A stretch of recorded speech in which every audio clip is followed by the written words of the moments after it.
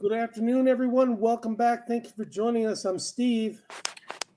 That's my finger, and I'm Scott. Together, we're Backyard Musings, the Science and Technology channel.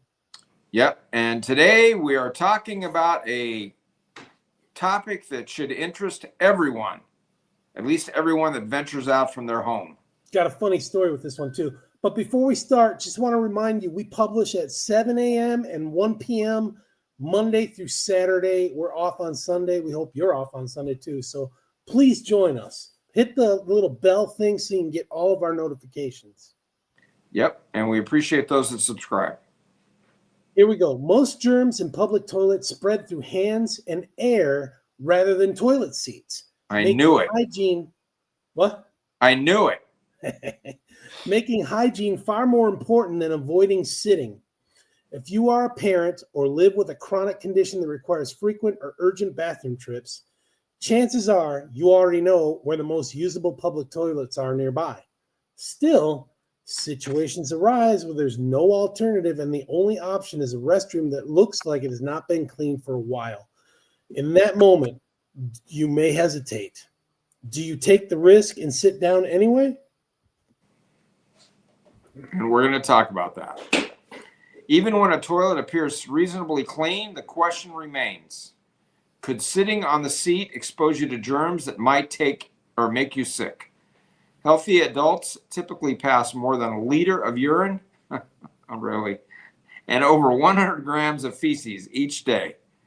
In the process, everyone releases bacteria and viruses in both feces, or as Steve calls it, poo, and urine. And some of these microorganisms end up in the toilet environment. And you just can't deal with those toilet seat covers. They are a waste of time and paper. Just saying. Hey, sometimes you got to make the poops. Sometimes you got to make the peeps. You know what I'm saying? Yep. But you can't deal with those toilet seat covers are worthless. You might as well just carry around a can of Lysol. So people who have diarrhea can release much higher amounts of potentially harmful microbes when they use the bathroom. Public toilets can be a microbial soup, especially when many people use them and cleaning isn't frequent as it should be. Yeah, like our church building every week. Yep. We clean those toilets We were every there week. this morning. Many types of microbes have been found on toilet seats and surrounding areas. These include microbes from the gut, including bacteria such as E. coli, Klebsiella, whatever that is, and Enterococcus,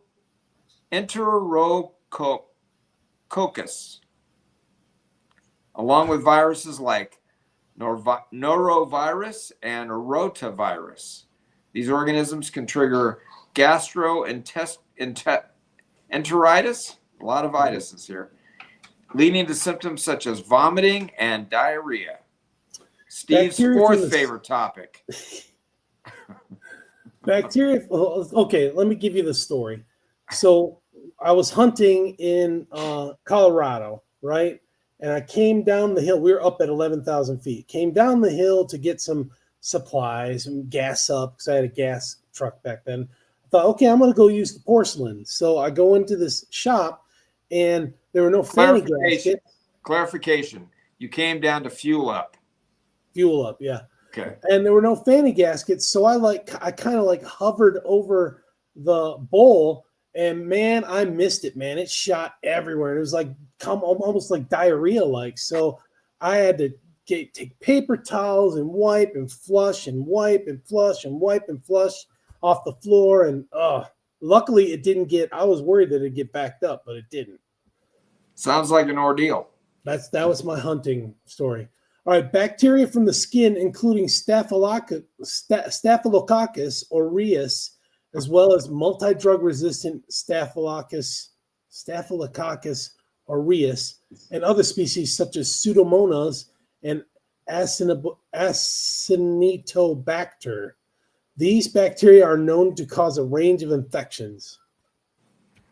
Yeah, that Acinetobacter you get from no acetol disease. Parasites and single-celled organisms, including eggs from worms carried in poo, and microscopic organisms such as protozoa. Exposure to these can result in abdominal pain. There's Cramps, also right? something called biofilm, a mix of germs that builds up under toilet rims and on surfaces. A recent study showed public toilet seats often have fewer microbes than other locations in public toilets, such as the door handles, the faucet knobs, and the toilet flush levers. These parts are touched a lot and often with unwashed hands. Well, you figure at that point you don't have hands that are washed. So After all from this, now on, you if I wash got to your flush, I'm going to take toilet paper and use and flush it.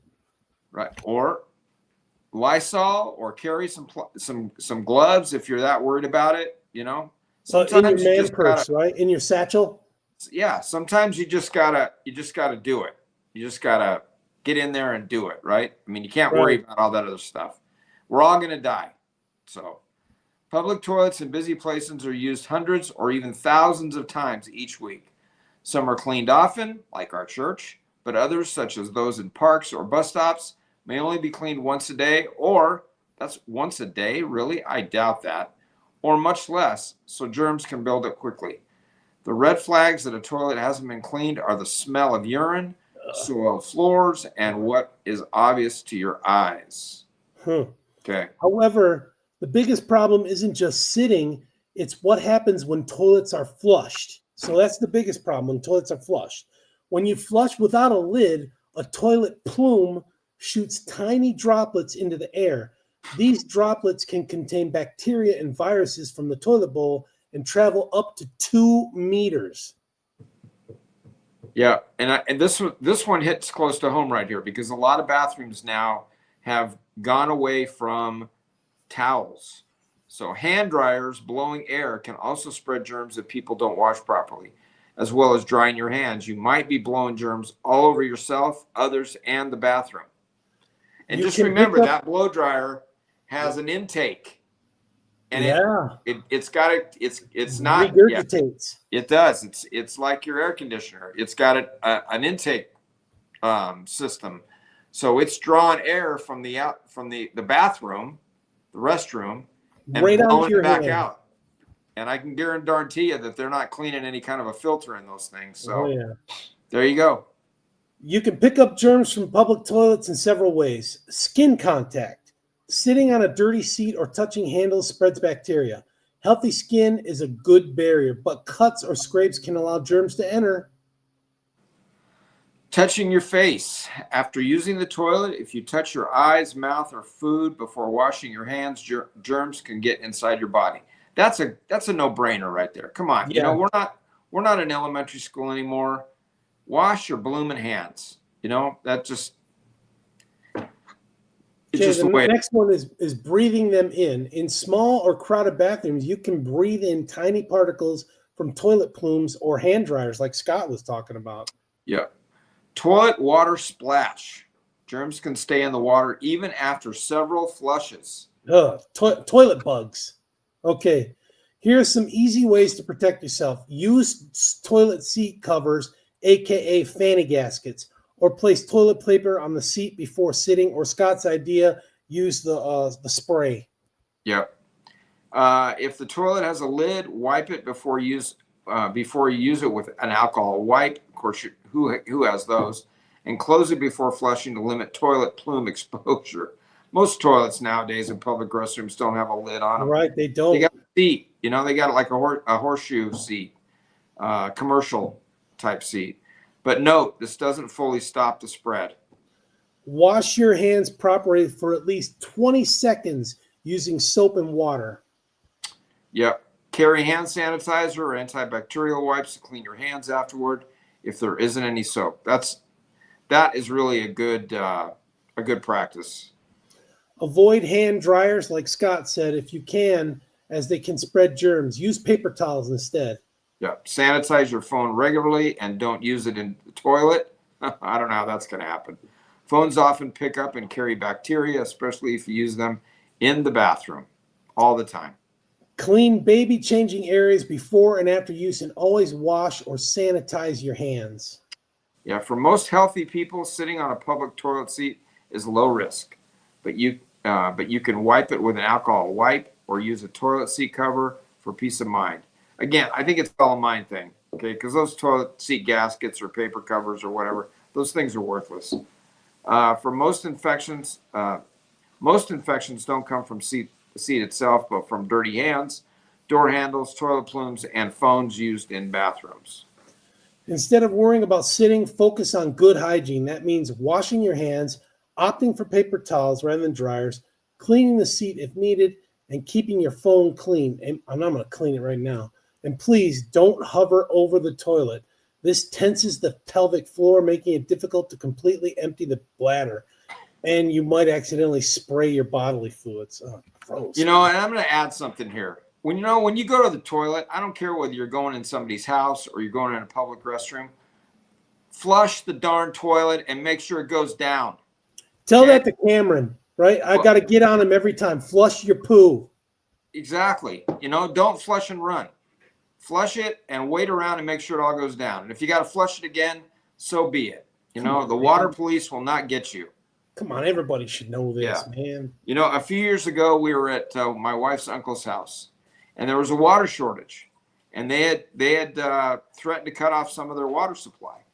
And so his motto to everybody was there. We had a family function there, and he said, "If it's yellow, it's mellow. If it's brown, flush it down."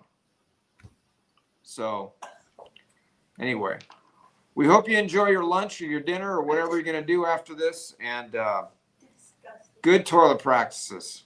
Helps everybody. Thanks for joining us, folks. We'll see you tomorrow. Take care, everyone. Thanks.